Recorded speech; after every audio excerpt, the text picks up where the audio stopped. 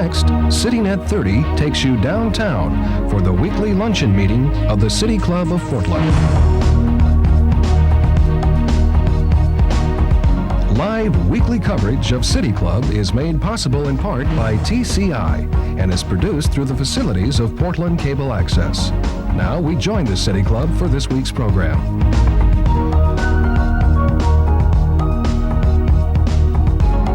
A new member is Steve Todd, Judge Pro Tem in Multnomah County. Steve, would you please stand?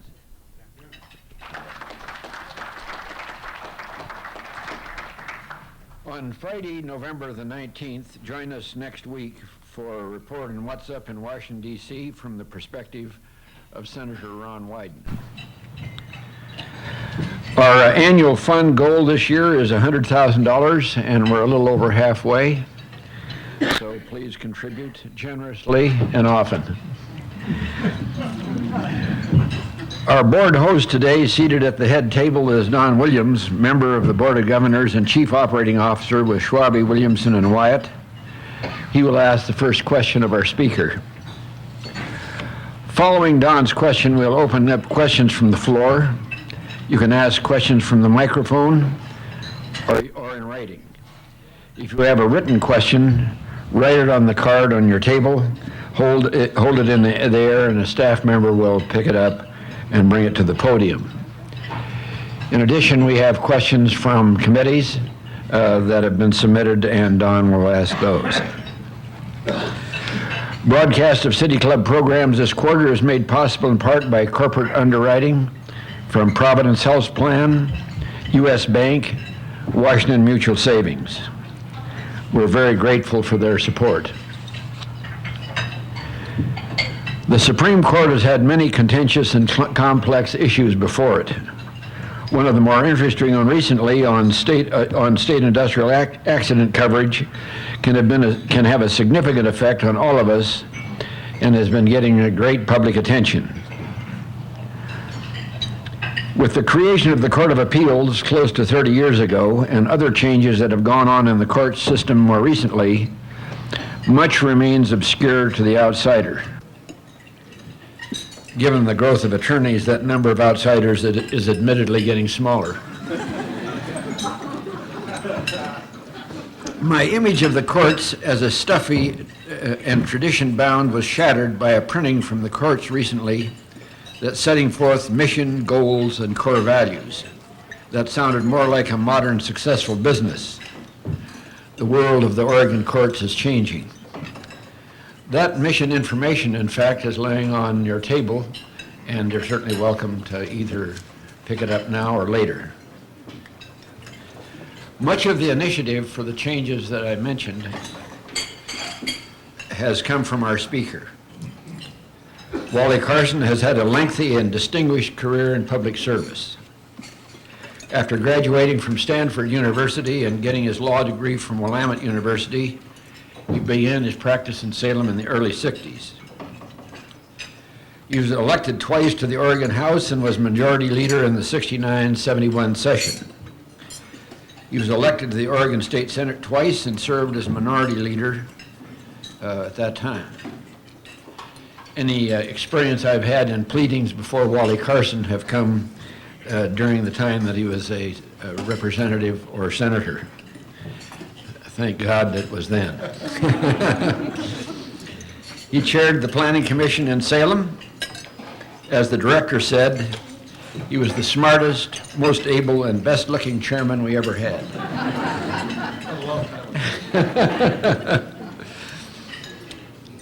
Governor Straub appointed him circuit court judge in 1977, and he was subsequently elected to that position. He was appointed to the Oregon Supreme Court by Governor Atiyeh in 1982 and elected to the position 3 times since then.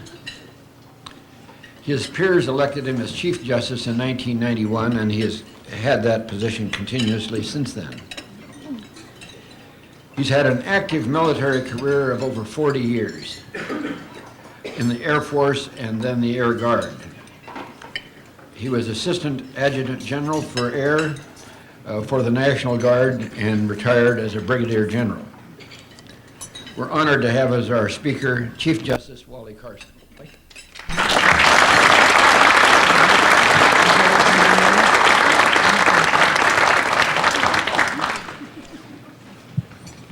Thank you very much, Lloyd. And ladies and gentlemen, I'm pleased to be here. At my age, I'm pleased to be almost anywhere, as a matter of fact. I really am honored to make this presentation today. I have a great deal of admiration, and have had for a long time, the City Club of Portland.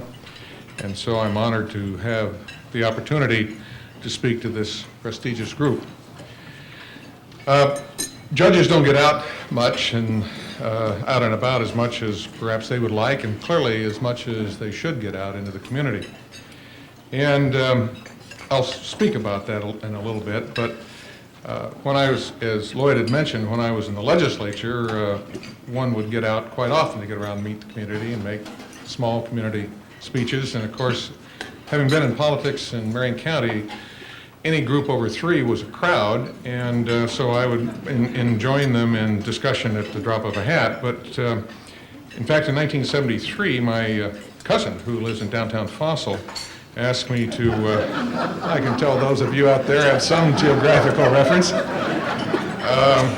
She asked me to come speak to the Pioneer Association when they have an annual picnic in July, as I recall, and as my wife and I were driving, I did, and as we were driving back, we thought that was kind of an interesting juxtaposition of the group, the pioneers, in the town, Fossil.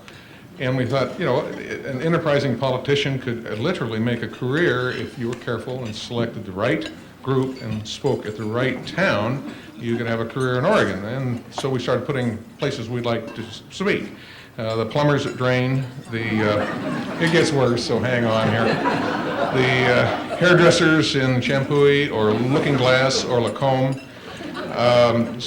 Diamond cutters in Jewel or Jewel cutters in Diamond. Cookie makers in Baker. I realize it's now back to Baker City, but that didn't fit as well, so Baker.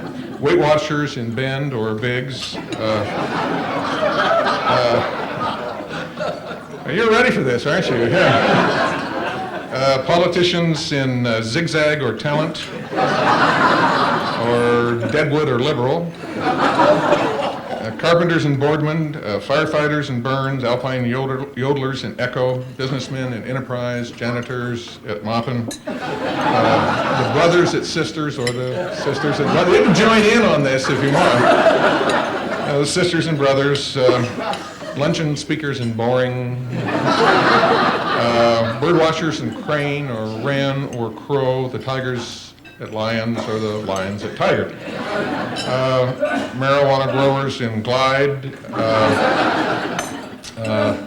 Let's see, judges in Remote, and careful, I'm very sensitive. World travelers in Norway, Denmark, Holland, Rome, London, Berlin, or Waterloo, and I think most of those were in my district when I was in the legislature.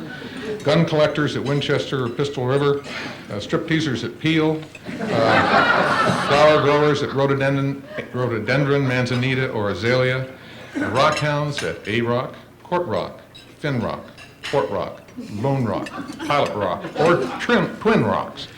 And there's also Seal Rock in there, too. I left that one out. Milkmen at Derry, Trojans at Sparta, Spartans at Troy, Supreme Court Justice at Riddle, dentists at Mower or Bridge, and the orthodontists at Mist or Spray. But I've not been asked to speak to any of those towns, which should be of no surprise to you. But I have been asked to be here today, and I am delighted to be here. I specifically want to thank Charles Davis for conceptualizing this opportunity for me. We've been friends for a very long time. We've had a variety of careers over the years, and you might gather from the very nice introduction that Lloyd prepared for me that I'm still looking for permanent work, and in part that's true. But Charlie and I have worked on a number of things in government and out for the years, and he was kind enough to suggest it might be appropriate for the Chief Justice to make a state of the courts, and this was the most appropriate group to do it. And I jumped at the chance, and I also want to thank program committee members Corleen, Kraft, and Joey Pope, because they gave me some advice on what to do, and equally important, what not to do. My disclaimers, my standard disclaimers, number one is these remarks are my own. The Supreme Court has asked me to give that disclaimer. But if you've been reading the advance sheets, that's not news to you. So don't blame them for what I'm bringing to you today. And I will tell you in advance, because I know we're going into a question and response period, that I will decline to answer questions about cases that are pending before a court or are likely to be pending before us. It's part of the judicial canons, or the judicial rules as we call them now, so I don't mean to offend you, and it will take some of the sparkle out because I won't be able to advance how the court is going to decide a case, which would be really kind of nifty if I could. There are two reasons. One, I can't do it under the canons, and number two, I have no clue what the court ultimately is going to do on a given case until we've done it. We'll have questions and responses at the end. You note that I don't say questions and answers. I've been in politics too long. I know there are questions that you have for which I have no answer, but thanks to a very good law training, I will have a response. And also, as we're going on, I would encourage, I'd rather have this a dialogue. I'm going to try and hurry through this and go back to areas that you might have questions on. I can talk about the subject of the courts in Oregon for a very long time, and longer than your physiognomy can stand. But if you have a question and want to interrupt, that's okay. My wife and I raised 3 children, and I'm very accustomed to being interrupted without completing a full thought. So I'm used to it, and just jump in. As Lloyd has mentioned, you have at your table what we call our pocket vision. This is fresh off the press. We've not tried this before. It is, I'll refer to it again, and Mr. Steve Ames is over here, who's been our consultant on our future committee, and I'll touch on that. This is part of our program on our outreach, and you also have the Oregon Judicial Branch mission statement, and that too is a part of our, what I will call our outreach program to state for not only for the outside world, but for the inside world, the 1,500 or almost 1,600 now employees and 174 judges that work for you as members of the Judicial Department. Okay, it's billed as the state of the courts. I acknowledge my bias. I'm part of the court system. I am the chief administrative head by statute. I don't know why they picked that phrase, but they did when we had what we refer to as a state takeover as a result of 1981 legislation brought the state court system together, and the county employees that worked in the courts became state employees, and we took over indigent defense from the counties and other things. Effective on January 1 of 1983. So we've been a consolidated court now since that time. So I will state rather boldly that the state of Oregon courts today is good. It could be and will be better. We have programs to improve how we serve people, the speed with which we serve it, and the other ways to resolve disputes within our system. I have statistics here, and I will say if there are questions, please be mindful of when I use statistics, that of the statistician who drowned in a river with an average depth of 2 feet. Be careful about stats, but I'll try to explain them. I believe them to be accurate, or I wouldn't use them, but if we get into that. Okay, tomorrow, the state of the courts for tomorrow, and tomorrow is out there totally, is less certain. In fact, one might say it is uncertain. And that really is the subject of my general topic. Will be a subset of it will be maintaining an independent judiciary through, and I've selected 3 of the important areas for me to highlight today: cooperation, communication, and community. Let's start with some basics, and please forgive me if I'm too elementary. Charlie and I talked about it, but my experience in the legislature, dealing with the legislature more than when I served recently, and dealing within the community suggests that the basic framework of our system of government is a subject that is unknown to many legislators, and certainly reflecting many of the citizens. It's either was never learned that we have 3 branches of government and the importance of balance and checks and separation, or it's been forgotten for some reason.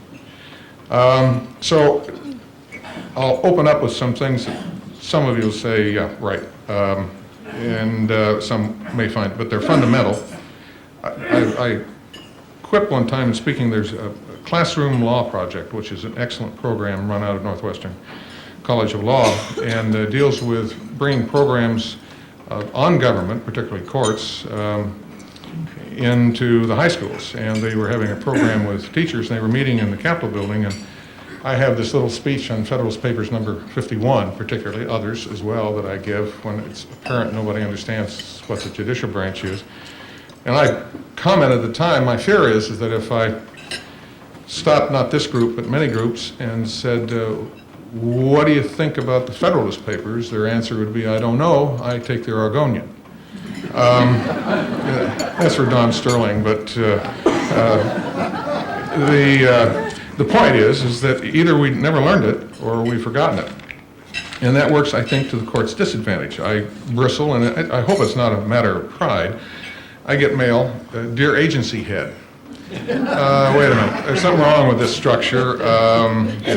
You're missing a point here. And it shows up in the legislature, it shows up in communities that we have not done a good job of communicating to the public, including the legislature, the importance of an independent and a healthy judiciary in our form of government. And that likewise would be true the same with the legislative and executive. If we were healthy and the other two branches were not healthy, we would have the same problems. The existence of an independent judiciary is a foundational principle, in my view, of our system.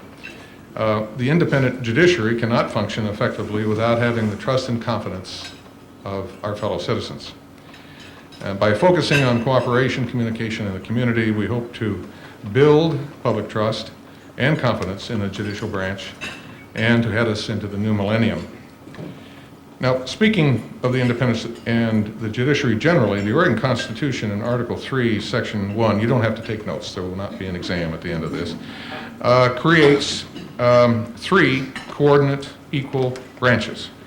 The legislative, and of course, as you are well know, through the initiatives and referenda program, the people likewise have a direct legislative authority in our state.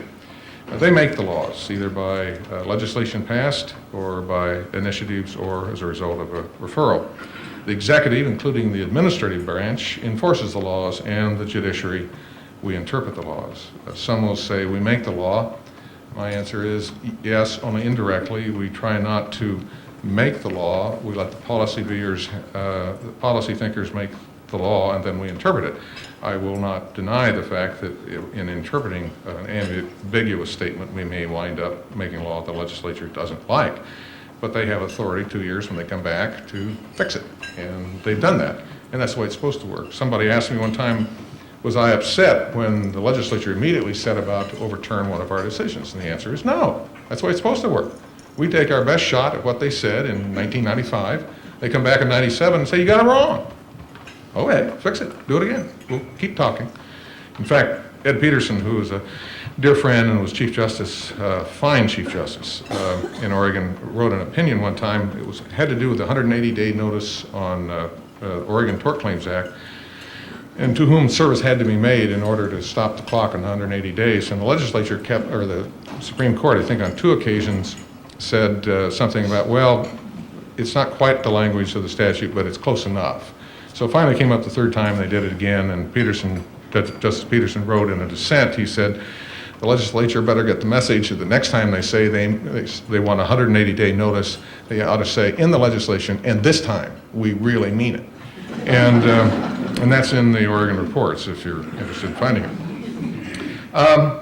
So we do interpret, I think I'll make this assertion, I believe it to be true. The only time you'll see the word policy in our opinions the last 2 decades will be when we're talking about an insurance policy or some other kind of written document.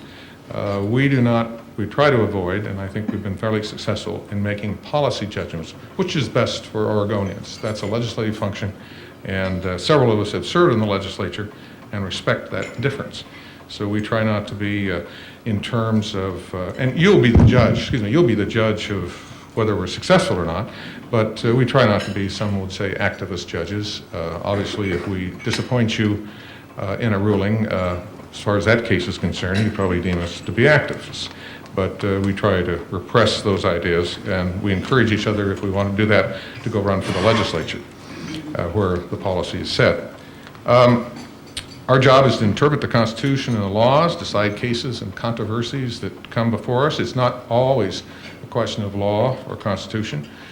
But almost always, we were becoming a law of statute and constitution, rules, contract interpretation, as most of you who observe, or what we're trying to see what the law says and then apply it. We serve as a check on the legislative branch by invalidating unconstitutional laws, and I would say the legislative branch, both as it sits in Salem and as it sits through the initiative process as well. Further, the courts review acts of the executive branch for conformance to state law or the Constitution. Then under Article 7 amended, the judicial powers are vested in the Supreme Court and in such other courts as may be created.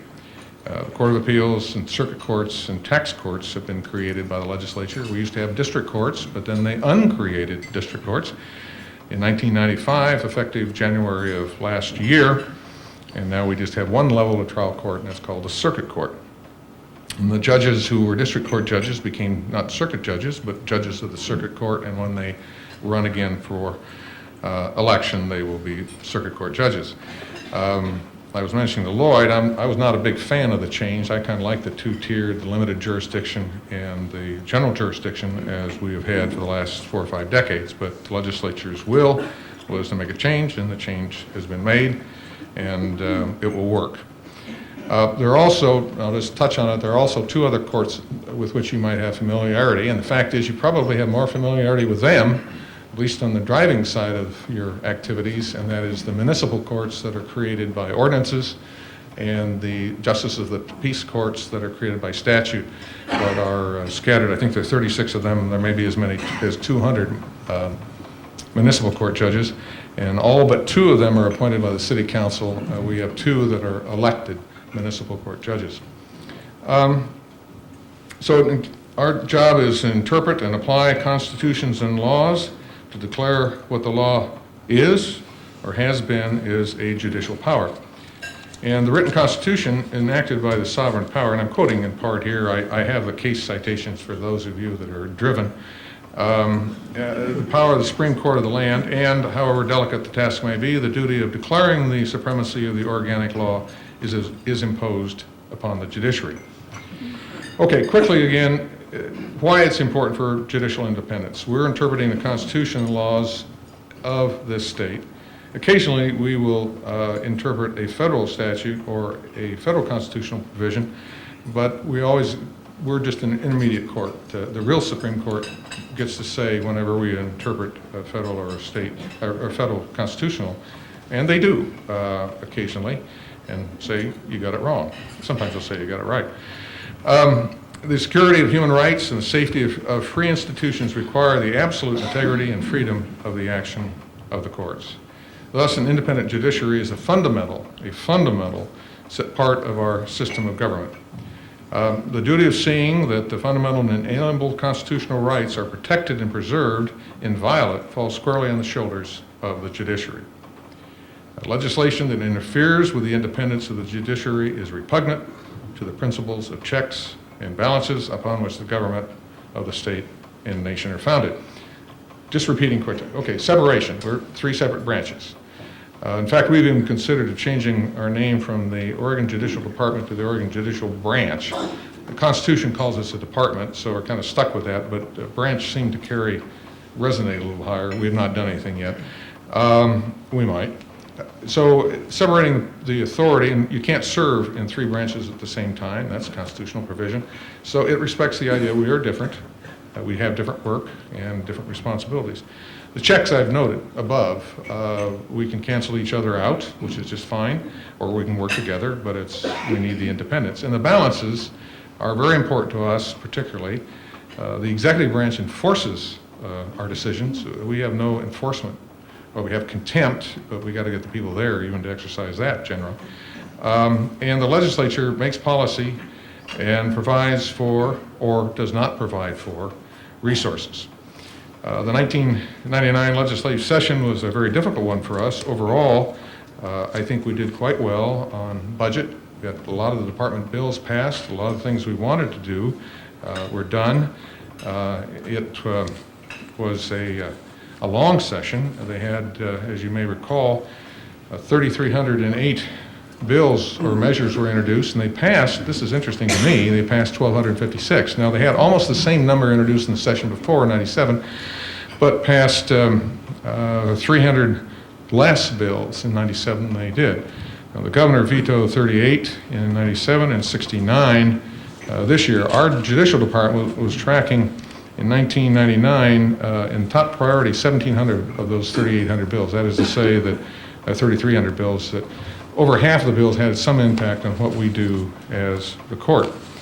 And forgive me for those of you that have been around me, they had bills in 99 on logs and dogs and cars and bars and wines and fines and tires and fires and trees and fees and guns and funds and beer and deer, taxes and faxes and barbers and harbors and annuities and gratuities and houses and spouses and horses and divorces and bicycling, recycling and fuel burning and wage earning, building codes and county roads, surplus kicker and retail liquor, veterans, loans and floating homes, leaf blowers and ginseng growers, charter schools and insurance pools, toxic dumps and self-service pumps, victims' rights and prison sites, parenting teens and construction liens, food stamps and boating ramps, trademarks and shopping carts, crab pots and teaching tots, boating docks and trigger locks, I'm near the end, and planes, claims and games, rules, schools and pools, ports, torts, courts, and sports, and phoning, loaning, zoning, and cloning. Thank you. Fortunately, most of those bills didn't pass. That's good for two reasons. One is they shouldn't have passed, and number two, they'll be back for my list for 2001. That's another legislative phenomena. Bad bills don't go away, it seems. Okay, so the independence of the judiciary is important so the three branches can perform their function effectively. And we need to have a strong support from the legislature and the executive, and generally we have it. The one disadvantage that we suffered this time was the legislature, or at least the people that could make the choice in the legislature, saw fit not to give us any of the new judgeships we requested. We asked for 16 new judges for the state, and last session it was judiciary 0, legislature 1, and then we had no salary increase, no cost of living increase. We are now 45th in the nation in terms of salary in Oregon, and we have gone the longest without any legislative salary increase of any state in the country. I've been admonished by my judges to quit whining, so we'll move on. If some of you want to come back to that, I'd be glad to talk about it. I need to get moving on this. Getting back to the theme, cooperation, communication, and community. We're doing some very interesting things, some original with Oregon and some not. We're working with other parts of government, and some of you may say, well, it's about time. You had a lot of time to practice working apart, let's work together, but we are working in the criminal justice system. I used to give speeches that the criminal justice system was an elongated oxymoron. It was not a system, and we're not yet there, but actually law enforcement, the prosecutors, the defenders, the courts, and corrections are working together, and one of the things that's going to make it possible is the use of technology. We'll be able to talk to each other and keep track of our people, and we're looking to the day that when the officer makes an arrest on the street, the information gathered on the street will follow that individual clear through the system until he or she exits the system, and will not have to be data entered. My predecessor, Ed Peterson, started the Criminal Justice Advisory Committee, and we picked it up, and we actually have judges, public defenders, district attorneys, and court personnel and legislators from time to time working on common problems within the criminal justice system.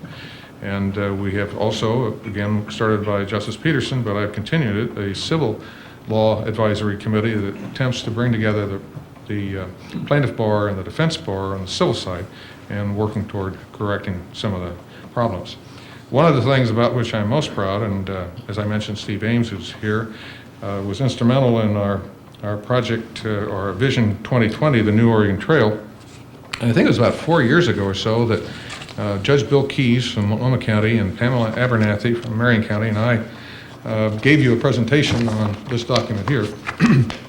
And Lloyd kind of referred to it. We thought we'd look out in 2020 and say, where do the Oregonians want their courts to be? A lot of legislation is what I call the jetty approach. It's contrary to zero-sum budget building. Whatever you got last year, you get rolled up, and sometimes they don't look to see whether, and as I say, the jetty approach is how I refer to it, because if you watch them rebuild jetties, they just go out and take a rock and dump it at the end where the rock stopped last century, and without any contemplation of whether anybody's using the port, or the tides have changed, or there is some other means of transportation that is more important. So we decided that we would take a look, and rather than just bobbing on the waves wherever the public or the legislative will took us, we would try to set out what we think the Oregonians want for their courts. And we've been working on it since then. And it has some fairly significant pieces to it that I won't go into right now, but some of the stuff is referred to in your pocket vision. We have innovative court programs. Technology, again, is leading the way. We hope for too long to be a paperless courthouse. That may frighten some of you. Carl Byers, who's a tax court judge, he and I share, he's a younger man than I, and he and I share a common problem. He says the transition from wood fiber to fiber optics is difficult for people of our age, and I can assure you that that is true. Some of us may never leave the books, but we're being educated by our staff, who are all young computer whizzes, to get out of the dark ages. So I think the computers will lead us into new areas. We're doing some, again, this was borrowed in substantial part from the state of Hawaii, family courts, one judge, one family, where the judge, and it's working in Deschutes, and it's starting to work in, we let things grow locally, by the way. There are very few things come down from the top. Oregonians are really kind of ornery about that. If it comes from Washington, D.C., or comes from Salem, it's, I don't think so. And, you know, the way to kill a bill in the Oregon legislature is say it comes from California. It's gone. And we have some internal guidelines too. There's some counties I don't mention when I'm in other counties, but mainly according to size. But we're working on family courts, and they have them in those two jurisdictions, and there are about 7 others that are applied for limited funds to build family courts, and we think that's going to be the answer. One judge deals with the juvenile dependency or delinquency and domestic relations matter, and actually can deal with the criminal matters. We're going very softly on this, or slowly, because there is some aspect when you get the full range of criminal aspects that they may not work out. We're working with the legislature, and they had an idea. Hey, I have an idea.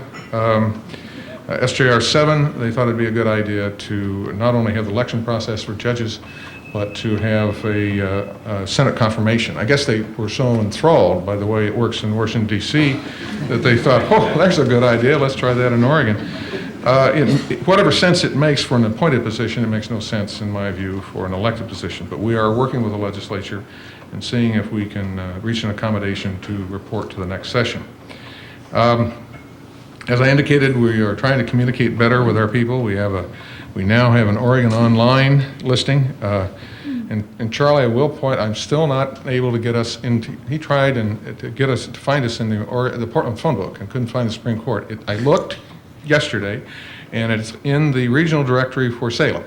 So we made that kind of a leap forward. And those of you who want it, my number is 503-986-5700. That's serious. That's my number. Most people call to talk to my JA, who is a delightful person. Not for me, but if you have a problem or any help you can offer the court system, don't hesitate to call. We do have an online system I'll start out. We're on the Oregon Online listing as the Oregon Judicial Department. And the funny thing about, you'd appreciate this, Charlie, because he tweaks me about if you're really going to get your information out there so people can communicate with you. And I haven't busted into the Portland telephone book yet, but I'm working on it. But we did, there's an Oregon Online, which is a website for the state of Oregon, and its first or second iteration had a menu on the left-hand side, governor, legislature, and you read down, it said agencies. It said nothing about the courts, didn't mention the courts anywhere. And, but if you went to agencies and hit that up, then scroll down, we could be found, the Oregon Judicial Department could be found just below the Hazelnut Commission. And I thought you'd enjoy that, Charlie. And just above the Department of Justice. That's now being changed, and so we'll have our own area. I'll stay away from the statistics, but we can revisit them if you have some questions about that. One of the pieces of legislation that was changed that is helpful, allows me rather broad authority on the use of electronic applications. And so we will, the tax court is already moving toward being a paperless court, and the interesting part, we'll go right by the use of fax, and we'll get into electronic filings probably early in the next decade. Now, dealing with the community, we're doing all kinds of things in the community. Baby steps, we've got a long ways to go. Portland, with the late Don Launder and the district attorney Mike Shrunk, with some federal funding, has a community court program, kind of fits in with community policing and some of the other programs. It's out in Northeast Portland, and it's a good program. They hope to roll one out in Southeast, as I understand it, and maybe one downtown, to bring the courts into the communities and deal with the low-level criminal activity in the neighborhoods. We're working on jury service. Jurors are very important to us, not only the function they fulfill, but how we treat jurors affects the population, because all of you will, almost all of you, statistically all of you, will have the opportunity to serve as a juror. And so we want to do our very best by you, and so we're interested in improving jury service. Marion County and now has, and Multnomah County is moving toward it for one day, one trial. So you'd be called for one day. If you don't get a jury that day, you're off. You'll get called again downstream, but usually not within 2 years. And then we have a number of programs such as Citizens Review Board reviewing foster placements for children, and a number of opportunities for citizens to serve and for us to serve the citizens. You can look at our mission statement and our statement of values, and it charts, in my view, the course for Oregon courts. And let me conclude with what could be viewed as a summary of what I've just said about our core values, or our values. This is chiseled on the front of the state capitol building in Salem, and by the big bronze doors in the front. And it was, the words were scripted by a fellow by the name of Dr. H.B. Alexander, who was at the time at Scripps, and in Claremont, California. And this is one of the inscriptions. A free state is formed and is maintained by the voluntary union of the whole people, joined together under the same body of laws for the common welfare and sharing of benefits justly apportioned. Please join us in the Oregon courts in the quest of our mission. Thank you.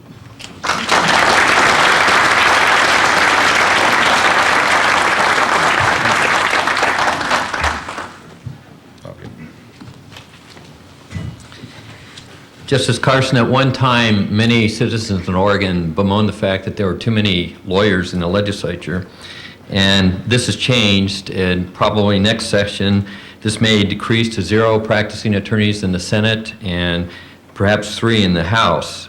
In 1999, as you mentioned, the legislature did not grant any of the 16 judicial positions requested by the court, nor did they increase state salaries. And an editorial in the Oregonian supports your assertion that there's a tendency for the legislature to just view the judicial branch as another state agency with its handout for more money, when it's in reality a co-equal branch of government. My question is, who does represent the judiciary in the legislature, and how can the needs of the judicial system be met adequately in the future? Don, that's, let me take out 2 or 3 different directions. Number one, effectively I do. That's one of the responsibilities. So the winnings we have, I'll claim, although they aren't mine, they're the fine staff and others that work for us. The failure is mine. The failure to convince the legislature to give us the 16 judges, and the salary increase falls on me. And that's not a light burden. We've been successful in the past and unsuccessful this time, and we're going to do better in 2001, I certainly trust. It's all our responsibility. And one of the things we're working with the Oregon State Bar on, they've asked us to tell us what our plan for outreach into the community and to meet with the legislators, so they understand who we are. If they know who we are and they don't like us, that's okay. I mean, it's not okay, but that's our fault. Or it's their fault, really. If they don't know who we are or appreciate our role, I don't mean a mean spirit, I used to be one.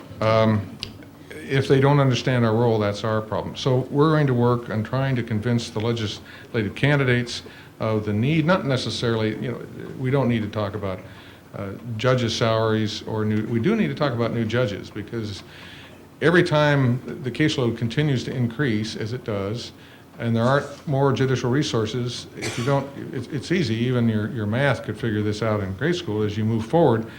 It's just going to take more time for you to get your cases resolved. And that Oregonians have enjoyed some of the best national reputations under the ABA resolution requirements in the country. And there are stats, I think, that goes from the 6 to 12 months now to 5 years to get your cases litigated if in 2020 if we don't have any relief on the new judgeships. So we can use your help. And anytime the City Club wants to study us to see how we're doing, how effective, how efficient, how cost-effective we are in our system, we welcome that. Indigent defense is being audited by somebody almost every quarter, and we'd be glad to have the City Club, if your research group decided they wanted to take a real look at the court, to offer our bodies for your surgical inquiry. I'll leave it at that. Question here? Yes, Elaine Cogan. Yes, Elaine.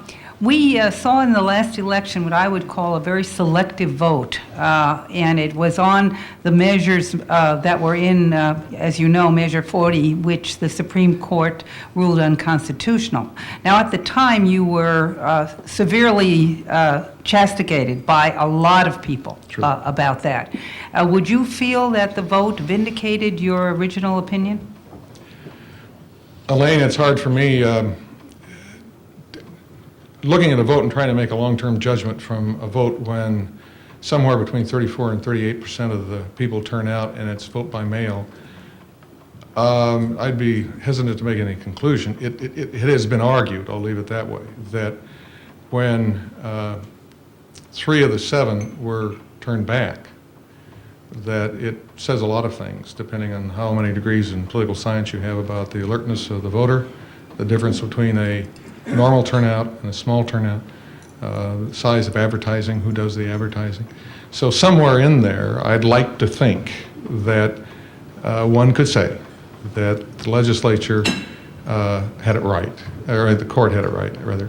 But we did it not because we thought that's what the people said, it's what we thought the Constitution said. So, but it was odd. I would not have predicted that, but that's the way it came out. Thanks, Elaine. Next question. This question starts off with the word "we," but Justice Carson, I want to disclaim the fact that this isn't my question, nor any lawyer from Schwabe, Williamson, or Wyatt. This is an issue committee. We have heard that some justices work much harder than others. Some are in the office nearly every day, while others make much more infrequent appearances. What are your views about the past and present workload distribution among the justices, and what level of attention to the job should Oregon citizens expect from a Supreme Court justice? In conclusion,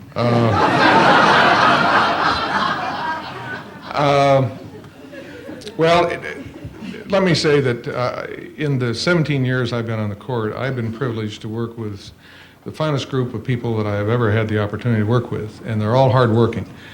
And they're not only hardworking, they have 5 of the 7 have an hour minimum commute on both ends of their service. In the old days, when you were elected or appointed to the Supreme Court, you moved to Salem. Now, as a Salem native, I take a little umbrage that only Sue Leeson and I, both who've come from Salem, live in Salem. The other 5 commute back up here to Portland. And they do it every day. We have a 4-day rule. Nothing bad happens other than you get scowls from me if you're not in the court building 4 days a week. And now with modems, a lot of the work we do is reading. And quite frankly, you can read as well. I used to think in the dentist chair, but they've changed dentist practices now, and also it's harder for me to read at that angle. But you can read almost anywhere. And so we expect the judges to be, I expect the judges, we all expect each other to be in the building 4 out of 5 days. There's some that are there 5 days out of 5 days. And some are there Saturdays or Sundays or both, depending on the work. And most of us take work home. Now that sounds, I always used to hate that when a movie star would say, oh, you don't know how grueling it is. We really work for our salary. We're up at 4 a.m. and makeup for 2 hours and then costumes. And yeah, right, come on. But my view is we do work very hard. The workload is scattered because we work at different paces. Now, if you work in a group, you all work the same speed, and I don't care what it is you do, whether it's digging ditches or framing a house or writing opinions, if you all work at the same speed, you've got you've got one less personnel problem that the rest of us have to suffer with, and that is we all work at different speeds. Even if you had the similar intellect, and we don't all have the same intellect, they're all pretty high with one outstanding exception, and he's standing before you, but the rest of them are of keen intellect and they work very hard. Some are good producers and better than others, and we have to reconcile that, because one answer would be I give the same number, I give 5 cases to each person, and the 1 or 2 or 3, Gesundheit, or 3 that are really speedy will have their work done and they coast. That isn't the way we have done it, at least in the last 17 years. We all row as hard as we can. Some can row with a deeper oar and make more presence known. But I think right now we're all working quite hard. And I think the collegiality on the court reflects that, because if the others didn't agree with that, I'd have an armed warfare on my hands. Greg McPherson, City Club member. Judge, one of the most striking differences between the federal judicial system and the state system is the lifetime tenure enjoyed by federal judges, and whereas the state judges have to run for election periodically. Could you comment on the merits or demerits of either system? There are both, for both. When I was, in 1991, I was elected Chief Justice. The way the Chief Justice in this state, it's not true in all states, is elected is by the 7 members of the court. I was interviewed and I commented, the same question was asked, and I said I prefer the Oregon system of election rather than the federal system, because we never forget in the Oregon system that we're holding the seat temporarily for the people of Oregon. And I think that's important. Well, Jim Redden, whom many of you know, was on the federal bench, and he noted that, sent me a clipping and underscored it. And then when I had an opponent last time I ran in 1994, he asked me, how do you feel about it now, Carson? And I did reflect upon it, but I still support the election process. Now, Oregon, it's not a real fair test. We've been blessed with extraordinarily fine federal judges, in my view, at least in my memory, and many of them coming from the state court system. They don't seem to have the arrogance and the aloofness that can happen in the federal system that I've observed. It could happen in the state system too. The bad side, obviously, is you have to go raise money. Our canons prevent me from asking you for donations to my campaign, but I can have Don be my campaign chairman, and he can ask you.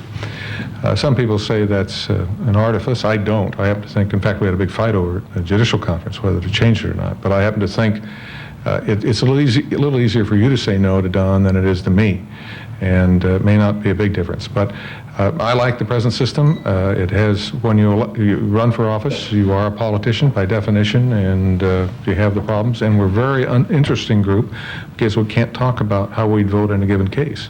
Now, there was a proposal that would require us to talk how we'd vote about a given case. That ballot measure was withdrawn, and it may come back. By the way, they're up to 102 ballot measures for the next election, which is 12 months away. Not all of them will be circulated and not all of them will pass, but we're about 25 ahead of what we were 2 years ago. In fact, I'll try this. I don't know if you can answer that, but it's right on point with your last statement. In our neighboring state to the north, the Washington Supreme Court is able to decide in advance of a popular vote the constitutionality or legality of initiative measures. Given our recent experience in Oregon, many would welcome this opportunity to avoid the potential for political havoc presented by a successful measure later being invalidated by the courts. What do you think? From my own personal political view, it's a great idea. I get tired at the end of the parade upsetting everybody's day by saying, well, nice try, but it's unconstitutional. It'd be nice if we do it ahead of time. But think about it. I don't remember precisely, 22% of our written opinions in 1998 were ballot titles. Ballot titles represent a major part of the work we do. And that was an infinitesimal part of those that were originally circulated. Can you imagine rendering a constitutional decision on 102 separate issues? Now, I shouldn't say separate because the petitioners now, some of them will send us 8 petitions that are substantially the same, requiring the AG to write 8 different ballot titles and have us look at 8 different ballot titles so they then can poll and pick the one that was most likely to get the result they want. So not all of the ballot measures ever see the light of day. I wish we had the resources to facilitate the discussion by having the briefing and the arguments ahead of time and rendering a decision. But one of the things the legislature gave us to do 4 years ago is if you don't pay, you're a lawyer and you do not pay your child support or do not pay back your student loans, we are required to remove your license to practice law, which is an additional duty most of us didn't sign on to become a credit bureau. And I've commented that it's really sad that we have to devote so much of the court's time to revoking licenses for failure to pay student loans, because particularly it takes our time away from our real work in the Oregon Supreme Court, and that's ballot titles.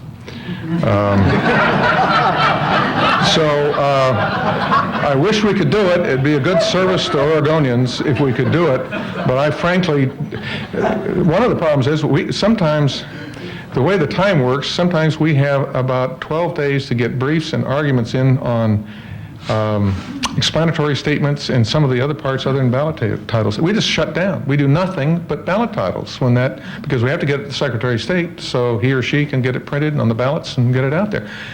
We are, one of the problems would be we are a Secretary of State advisory group, and that isn't the best use for us, I think. So we'll do it afterwards, and it would get a lot of pressure off us if we do it ahead of time, but that's the way it is. Please. Hi, Barbara Clark.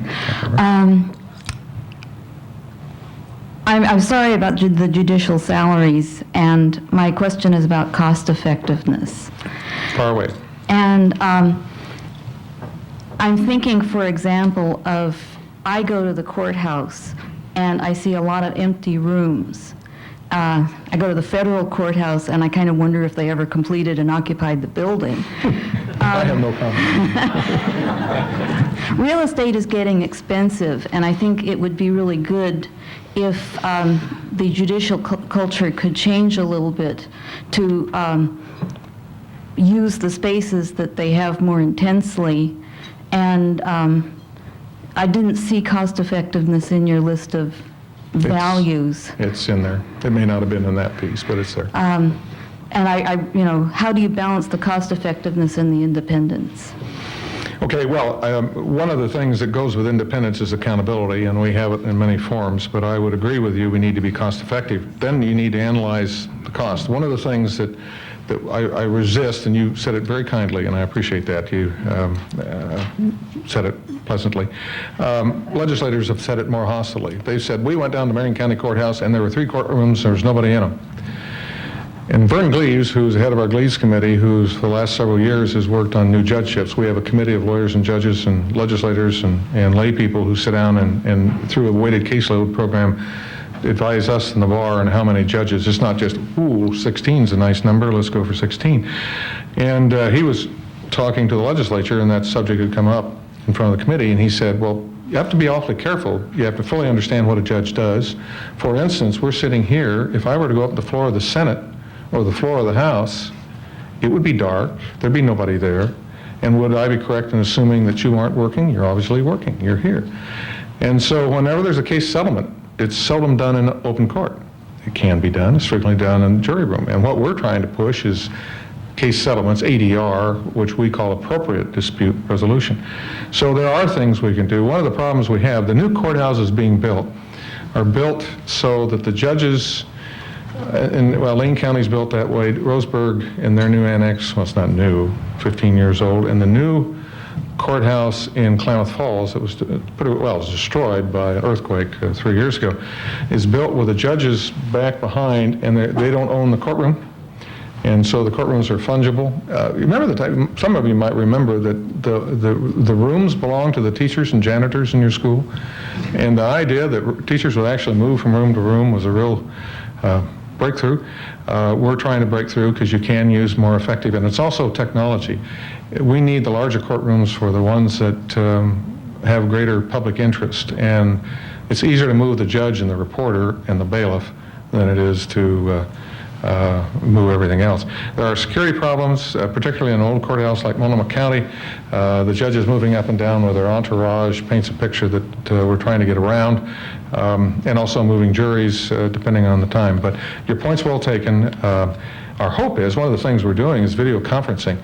A real cost is taking AGs, attorney generals, and defense lawyers. Most of them live over, say, Snake River, which is the largest penal institution in the state, 3,000 inmates in Ontario, just outside Ontario. And now we can operate so that the judge can stay in Vail or can be a visiting judge from Pendleton or from the Doane building in Salem, and we can do it by video conferencing, and we don't have to move the convict all the way from Ontario down to Salem or move all the people around. So we're trying to be cost effective. Time for one more question. Dan Goldie, City Club member. Hi, Dan. You alluded to the number of initiatives that seem to be heading for the next election. The City Club had 2 study committees, one on initiative reform, the other on legislature restructuring and reform. In both instances, the City Club's reports recommended major changes. One of the concerns being that citizens don't get legislative due process. If people can get initiatives out, scribbling something on the back of an envelope with a catchy title and getting it out there with enough money behind it to be enacted. And that we also felt in the other study committee on the legislature that we're one of only a few states in the country still with biennial legislatures with not enough time for citizen input on legislative measures. I wondered if you would be willing to comment on the importance of legislative due process and whether some of these reforms ought to be more seriously considered by the legislature in order to provide legislative due process to the citizens of the state. Dan, let me try to respond, and it's tangential. First of all, this report that you put out in February, I think, of '96, it's the Initiative and Referendum in Oregon, is a wonderful piece of work, and you probably all have copies, but it doesn't hurt to dust them off and take a look at them, because it was speaking of the problems then, and the problems are much worse today than they were back when your study group, your research group worked at it. I think I need to be careful about this because I foresee the potential that argument or that position may be taken by somebody challenging in the future a ballot title, that the way we have moved to 30-second sound bites has deprived the public of an opportunity to understand. I don't know that it would be made, but you can observe what's going on, and I can. And my experience in the legislature was full debate, was always to the good, and there are times, I suppose it's always happened, where the decisions are made off campus and they come in with what they call -8 amendments or -9 amendments. They're amendments that come in, they say, all those in favor of -8, aye. Unless I move the amended bill to the floor, we do pass recommended, and it has no legislative history. And I don't want to get off on that one, but legislative history is a very dangerous road to go down. What did the legislature mean? But that's what we do. That's how we interpret it, and if we get to it. We look at the text and context first, but then we get the legislative history. So I'm a little cautious about critiquing either the legislative process or the initiative process along the lines you suggest, because it's conceivable to me